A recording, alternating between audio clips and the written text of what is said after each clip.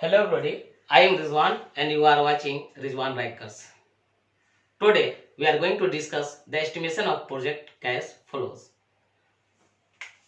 Estimation of project cash flow.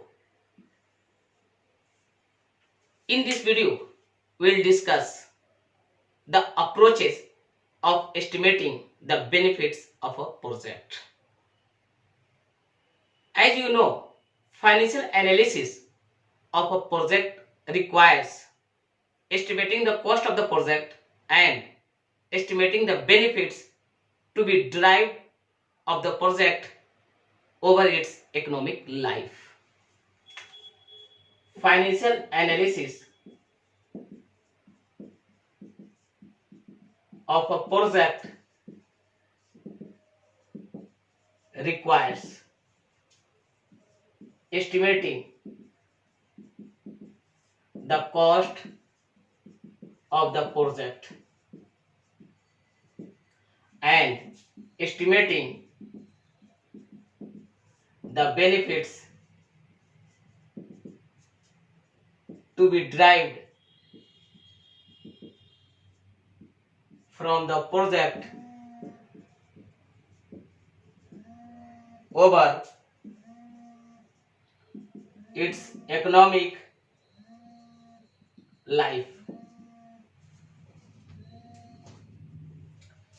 Financial analysis of a project requires estimating the cost of a project and estimating the benefits to be derived from the project over its economic life. Estimating the cost of the project is relatively easier because it is made in the current year, in the year in which investment is made. Now, estimating the benefits to be derived and estimate the benefits of the project is relatively difficult and complex because it relates to periods in the future involving lots of uncertainties, risks and difficulties. Now, we are going to discuss the approaches of estimating the benefits.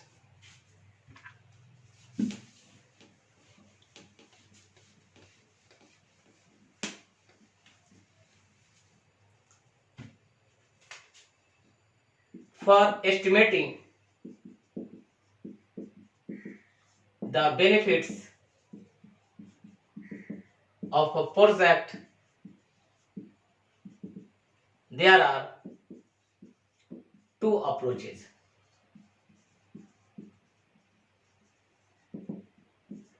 Cash flow approach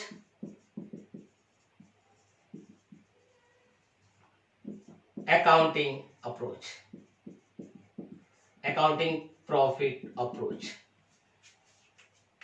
In order to estimate the benefits of a project, there are two approaches. One is cash flow approach and the other is accounting profit approach. Now, the cash flow approach is considered superior to accounting profit approach. And there are several reasons for that. I am going to explain some of these reasons. The first is that as the cost of a project is estimated in terms of cash outflow, it would be better to estimate the benefits of the project in terms of cash inflow. Secondly, the cash flow approach takes into account the concept of time value of money, which is ignored by the accounting profit approach. And the third, accounting profits differ depending on accounting policies, techniques, procedures and methods. Thus, we can say that it would be better and useful to use the cash flow approach of estimating the benefits of a project to evaluate the financial viability of a project.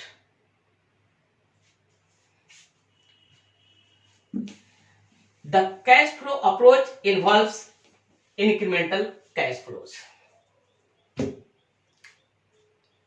I mean, in a cash flow approach, we use incremental cash flows. In the case of new investment decisions, all cash flows are incremental in nature, while in the case of investment decisions, replacing an asset,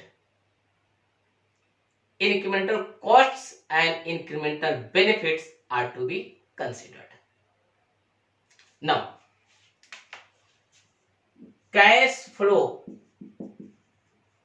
associated with a project are classified as initial cash flow, subsequent cash flow, terminal cash flow.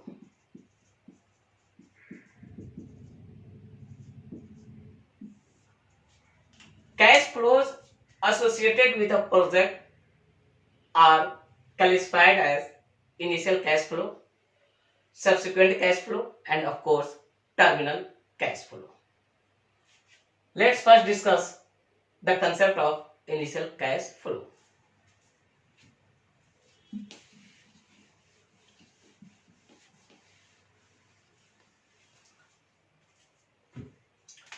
Initial cash flow, also called initial cash outlay. It is also called initial cash outlay. It reflects the cash spent on acquiring an asset. In order to estimate initial cash flow, which reflects the cash spent in the initial year on acquiring the asset. In order to estimate initial cash flow, some issues have to be considered. The issues to be considered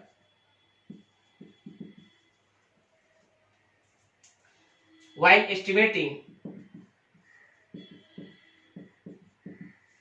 initial cash flow are as follows.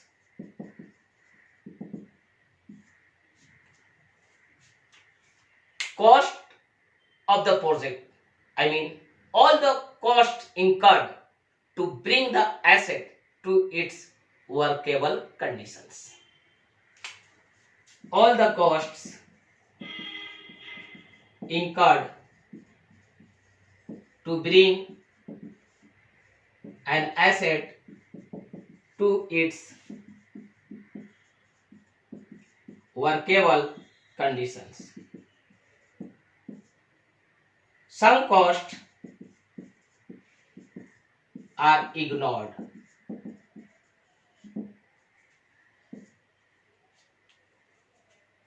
Salvage value,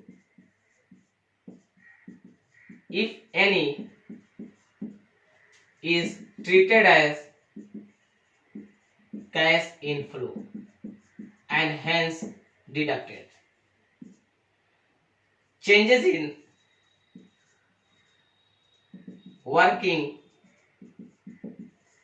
capital requirements due to investment decisions have to be considered.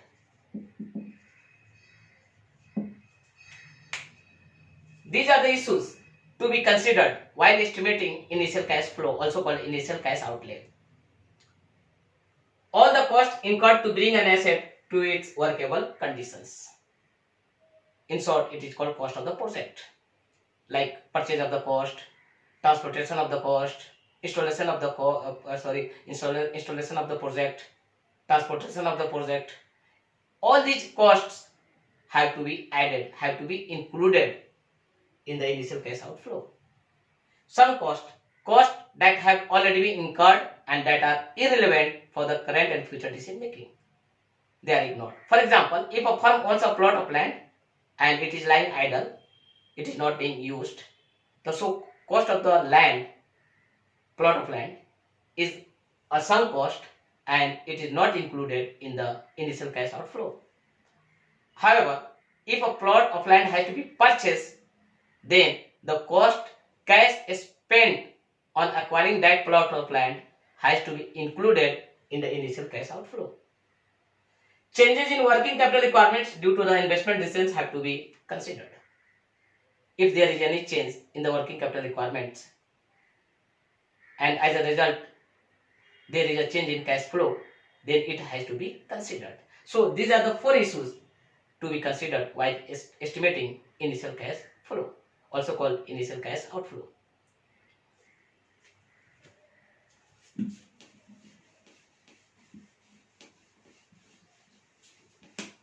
How to estimate it?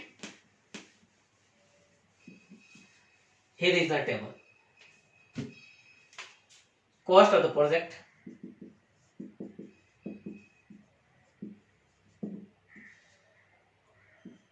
salvage value,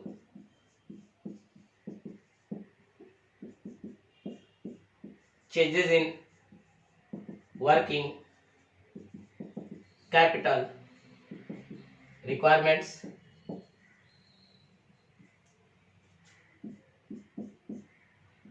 tax on loss of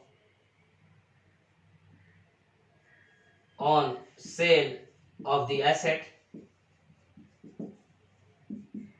tax on profit on sale of the asset. The first one is the cost of the project and all the cost incurred to bring the asset to its workable condition.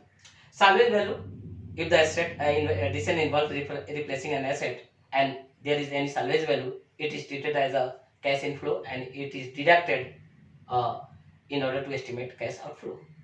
Changing in working capital requirement, if there is an addition to the working capital requirement, it is to be added. If there is a release of working capital requirement, it is to be subtracted. Tax on, if the asset being replaced is the only item in the block, then tax on its profit or sale has to be adjusted. Now,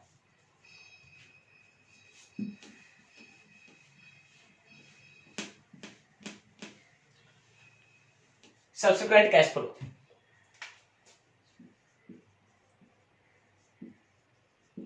Subsequent cash flow. Cash flow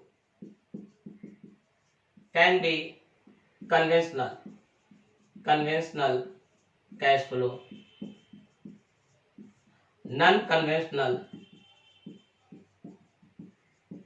cash flow.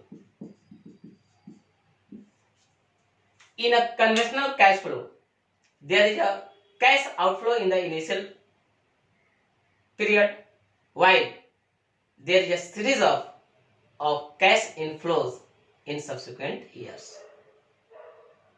While non-conventional cash flow involves intermittent cash outflows because of major repairs, changes in working capital requirements, so net cash inflows has to be estimated for each year when there is a non-conventional cash flow. Non-conventional cash flow involves intermittent cash outflows because of major repairs, changes in working requirement. So there is a need for an estimation of net cash inflows for subsequent years. Now, how to estimate subsequent cash flow, and I mean net cash inflow? Here is the chart.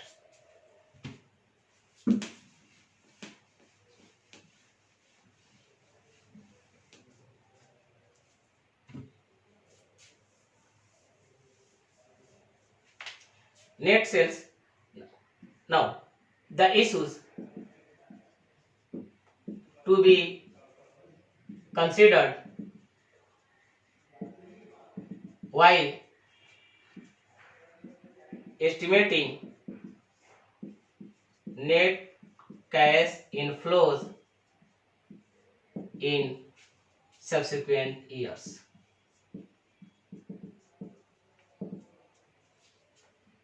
Number one, cash inflow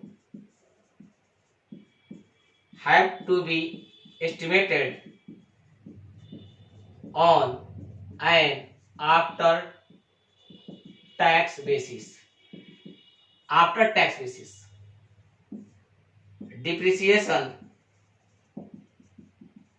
is to be added to profit after tax. Interest being a financial charge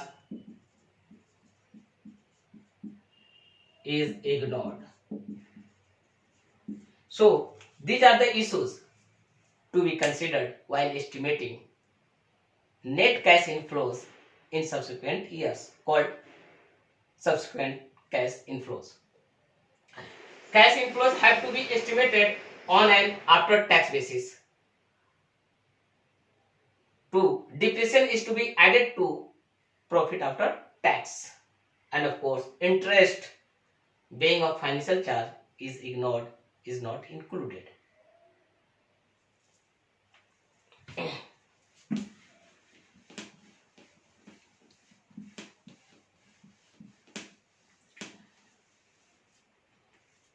Net sales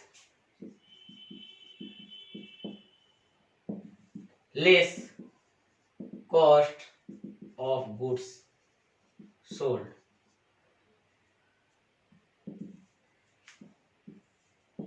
less other expenses less depreciation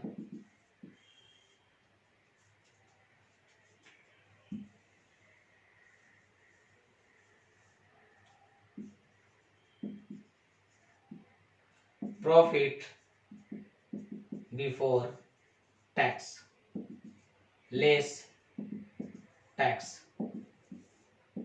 profit after tax depreciation, we get cash flow after tax. The first one is net sales, then cost of goods sold is deducted from it, then other expenses, other general expenses are to be deducted, then depreciation is to be deducted, then we finally get the profit before tax, and then tax is deducted. Thereafter we get profit after tax, and of course then depreciation is added to this figure, then we get the cash flow after tax. Third one,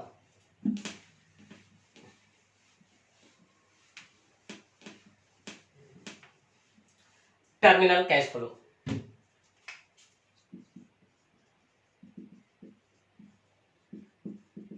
Terminal cash flow.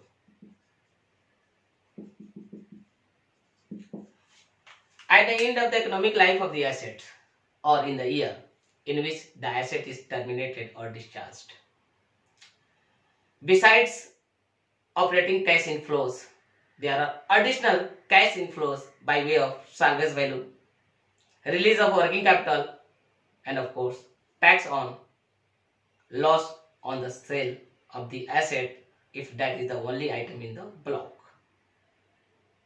And this cash inflow is called terminal cash inflow.